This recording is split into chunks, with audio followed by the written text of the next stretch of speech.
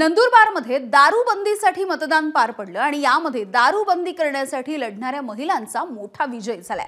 नंदुरबारच्या असलोदमध्ये दारूबंदीसाठी हे मतदान झालंय आणि यामध्ये एकूण 677 जणांनी मतदान केलं आणि आडवी बाटली म्हणजेच दारूबंदीच्या बाजूने 612 मतं पडलेली आहेत, तर उभी बाटली म्हणजे दारू विक्रीसाठी 49 जणांनी हे मतदान केलंय। त्यामुळे दारूबंदीच्या बाजूने महिलांनी कौल दिल्याचं दिसतंय। गावकऱ्यांनी या सगळ्याच्या नंतर आता एकच जल्लोष केलेला आहे आणि हे वातावरण सध्या गावामधलं। भिकेश पाटील आमचे प्रतिनिधी आपल्या सोबत आहेत। भिकेश, काय नेमकं घडलंय नंदुरबारमध्ये?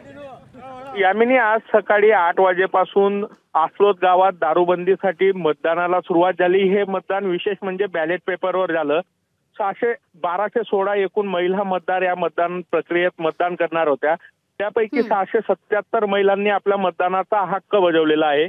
6 वाजेनंतर मतमोजणीला सुरुवात झाली। 3 टेबलांवर मतमोजणी प्रक्रिया पूर्ण झाली।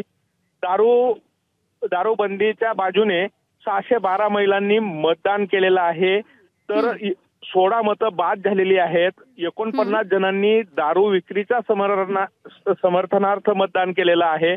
एकूणच महिलांनी गावात दारू विक्रीमुळे होणाऱ्या व्यसनाधीनतेच्या विरोधात पुकारलेला एल्गाराचा हा विजय म्हणता येईल। यामिनी, अगदी धन्यवाद भिकेश या सगळ्या अपडेटसाठी।